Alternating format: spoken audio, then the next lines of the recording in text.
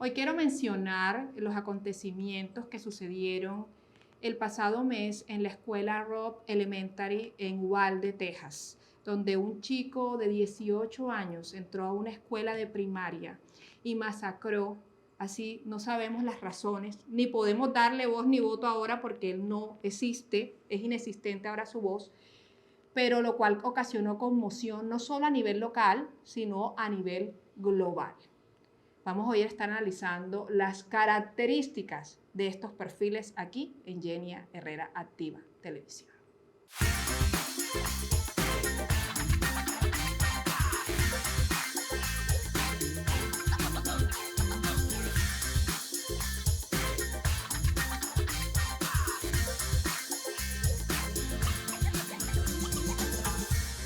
Y para eso me acompaña una profesional experta muy querida aquí para la casa de Yenia Herrera Activa Televisión. Ella es Judith Elena García, con quien vamos a estar conversando sobre este tema. ¿Cuáles son las características? Bueno, primero que todo, bienvenida. Muchas gracias, Yenia. Muchas gracias por la invitación y gracias a quienes nos están viendo, a quienes están sintonizados con él. Como se dice coloquialmente, está más preparada que un yogur. Profesora invitada. Ella es investigadora, es ponente, ha trabajado mucho sobre estos temas de intervención psicosocial, neuropsiquiatría. Tienes una maestría en neuropsiquiatría, ¿verdad? Tengo una maestría en psiconeuropsiquiatría, pero realmente lo que ejerzo desde que me gradué de psicóloga es desde el psicoanálisis, y desde el psicoanálisis es que podremos pensar aquí cualquier cosa que me preguntes. La maestría me sirve incluso para decir por qué desde la neurobiología no. Es decir, por qué desde el psicoanálisis sí, por qué desde allí no. Excelente, vamos a hacer esa confrontación. Bueno, han pasado dos acontecimientos. Lo que pasó en Robb Elementary School, una escuela de primaria en Uvalde, Texas. Lo que pasó en Tulsa, Oklahoma. Hay unas características generales que podemos hablar de un perfil de una persona que comete este tipo de actos, o sería atrevido, como lo mencionaste, atrevido. Te dije ahorita, eso es atrevido.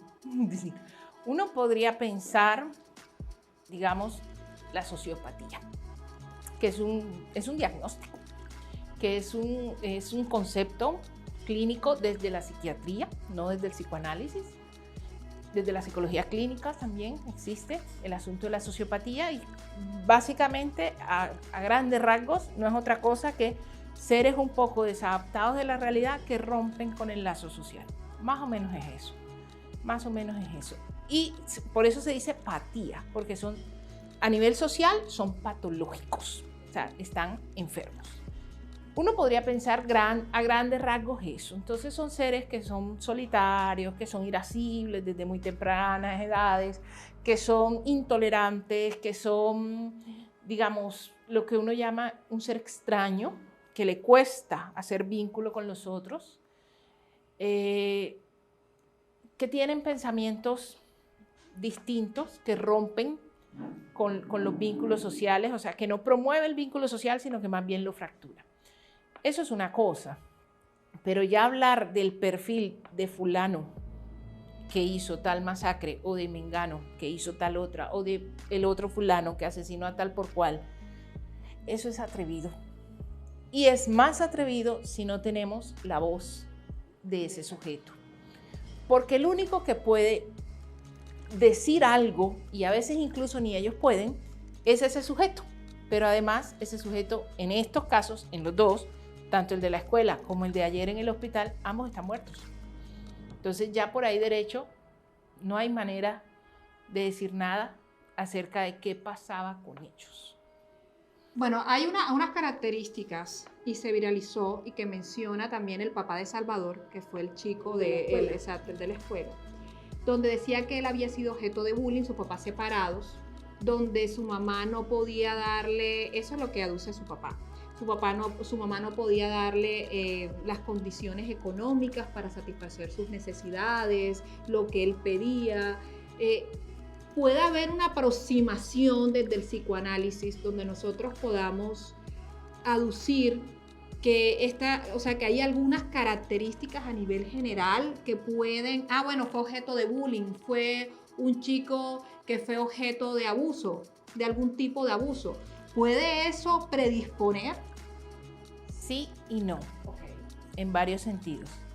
Es decir, digamos, cada quien tendrá maneras de responder frente a lo que le pasa. Por ejemplo, el bullying no es ninguna novedad. El bullying existe, ahora se llama bullying, antes se llamó matoneo y antes se llamó solamente crueldad infantil, que realmente, digamos, lo que pasa, los niños son crueles con otros niños. Un niño siempre va a atacar a otro niño, así como va a aparecer el lazo solidario, también va a aparecer la rivalidad y la competencia, porque el otro niño es eso, otro, y en tanto es otro, son mis primeros rivales, mis primeros amigos, pero también mis primeros rivales, con los que yo compito, con los que trato de ser mejor. Mira, hoy en día se dice educación por competencia. ¿Qué es eso? Sino ponerlos a competir para ver cuál es el mejor, en parte. Entonces, ¿y eso puede influir? Eso puede influir, pero eso no quiere decir que todos vayan a reaccionar necesariamente igual. Es decir, por eso te decía sí y no. Porque tú puedes criar a un niño de X o Y forma y tú no sabes qué te va a salir. Y eso es muy fácil de comprobar entre hermanos, por ejemplo.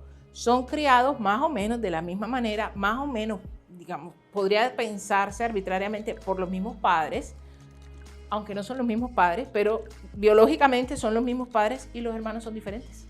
Son completamente diferentes. Entonces, y alguien puede vivir, mira, te lo voy a poner en los términos de algo que escuché alguna vez y que se lo digo a los estudiantes. Estoy buscando cómo lo digo para no delatar nada.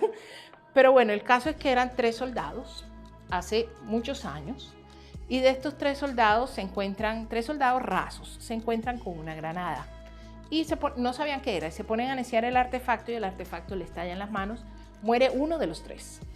De los dos que quedan eran los mejores amigos de aquel que muere.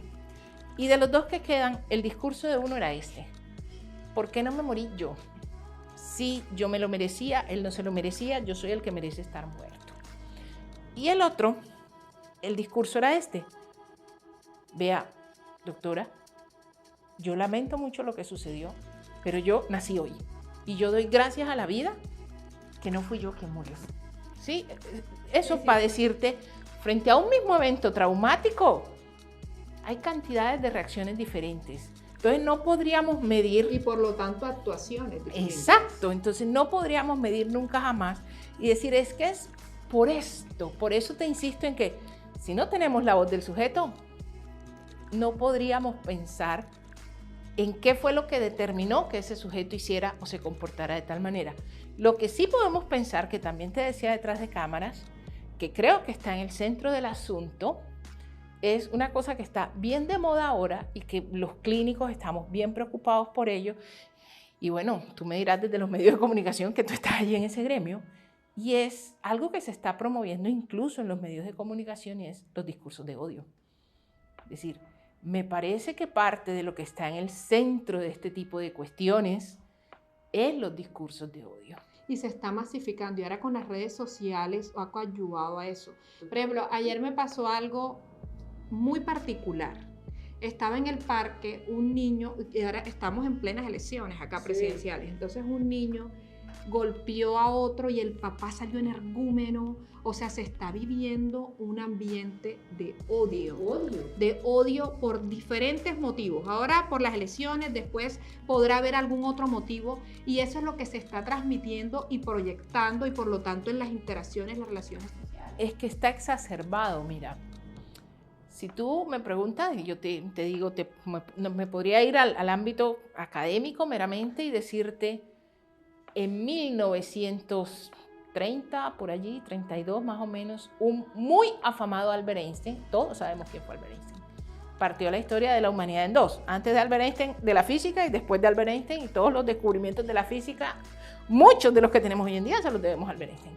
Entonces, un muy afamado Albert Einstein de la teoría de la relatividad le escribe a un muy afamado también en ese momento Sigmund Freud y le dice, vea señor Freud, usted que es un descubridor del alma humana, dígame por qué existe la guerra. Es decir, ¿por qué los humanos nos matamos unos con otros? ¿Y por qué abocamos a que exista la guerra? Esa pregunta de 1930 y tanto sigue vigente hoy en día con Ucrania, Rusia, con Venezuela contra los demás, o con los demás contra Venezuela, o sea, de la en manera las como... interacciones diarias. Y contigo, Elena, conmigo, exacto. O sea, es decir, en el otro y el otro, digamos, aquel que es nuestro semejante es visto hoy en día como enemigo.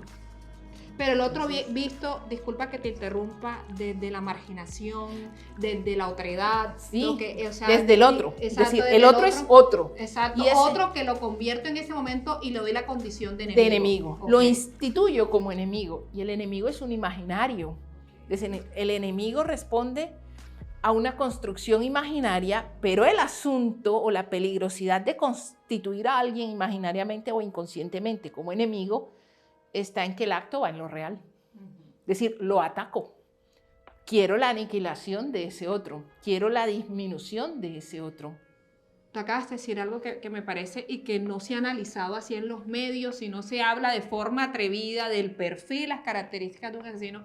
Y mira cómo lo has dicho tú, o sea, cuando comienzo a mirar el otro en esa construcción como un enemigo que hago yo, desde mi imaginación, desde mi posición, comienzo a atacar. Y es lo que podemos ver, lo que está sucediendo a nivel mundial. O sea, y lo que vemos ahora con este caso que estamos tratando, como ejemplo, lo que sucedió en Tulsa, estoy viendo al otro como enemigo. Claro. Pero ese enemigo que me golpeó en mi imaginación, ese enemigo que me intrató en mi imaginación, Judy Elena. En el imaginario. El imaginario no es necesariamente la imaginación. El imaginario tiene... Es más una forma de un registro y cómo yo coloco que algo sucedió aunque no haya necesariamente sucedido, ¿sí? Pero yo lo vivo como que sí, yo lo incorporo como que sí. Entonces, estos discursos de odio, el psicoanálisis va a puntuar con la enseñanza del francés, va a decir, vea, el odio está en el registro entre lo imaginario y lo real. ¿Qué quiere decir eso? Eso quiere decir algo simple y complicado. Y es que las palabras no están allí. Entonces, aquel odio, mira tú, ahí sí, ese tipo de cosas sí las podemos pensar. Es decir, el chico llega a la escuela y dispara sin mediar palabra. O sea, ahí no hay palabra posible, solamente ráfaga y punto. No hay palabra ninguna. Porque lo que está en el centro es el odio. Es más, uno podría decir cosas pequeñas como, es más, él estudió en esa escuela. Es más, algunas de las que atacó fueron también sus maestras. Es decir, ¿qué había en el imaginario de este? Bueno, allí sí, no lo sabemos, pero lo que te estoy poniendo es como qué es lo que sí podríamos como empezar a... Como hipótesis. Exacto, como qué nos daría luces. Es decir, lo que no hay desde el lugar del odio es la posibilidad de hablar. Allí donde la palabra desaparece, donde la palabra se minimiza, donde yo no tengo la posibilidad de diálogo contigo, va a aparecer el odio. Bueno, ahora vamos a hacer un juego de palabras y tú vas a decir lo primero, esa es la dinámica que finalizamos, Jenny Herrera. O sea, estoy en consulta de psicoanálisis. Eso es lo que uno le dice a los pacientes. La relación de palabras, eso lo aprendí mucho con Jorge. Entonces, vamos a hacer yo te digo una palabra y lo que se te venga. Psicoanálisis. Una cura por amor. Paciente. Padeciente. Alguien padeciente. Asesino. Alguien también padeciente. Es alguien que padece. Psicología. Ay, con eso yo tengo una pelea muy brava. Yo con eso tengo una pelea muy brava porque la mayoría de la psicología se ha vuelto positivista, entonces... Ese es otro tema, sí. Ese es otro tema interesante. Sí, entonces ahí tengo una pelea muy brava porque a veces digo pues tontería. Judy Elena, muchísimas gracias por haber estado con nosotros en Jenny Herrera Activa Televisión. Vamos a construirlo desde el amor. Por invitarme. No, gracias a ti. Si alguien quiere contactarte. Ok, tengo pues correo electrónico. Puedes decirlo aquí, sí. Eso va a aparecer en la parte de abajo, claro. Y el teléfono judydelena16@gmail.com. Por ahí derecho el Instagram es judydelena16 y el celular 308-15-86-20 con el 57 como indicativo. Muchísimas gracias. A ti, a ustedes, a todos los que están aquí en el set. Bueno, y ustedes no se olviden darme ahí ese like, suscribirse, porque tenemos temas de contenido que les van a aportar valor y temas que no se están tratando en los medios. Nos vemos el próximo sábado a las 5 de la tarde aquí en Jenny Herrera Activa Televisión. Chao, chao.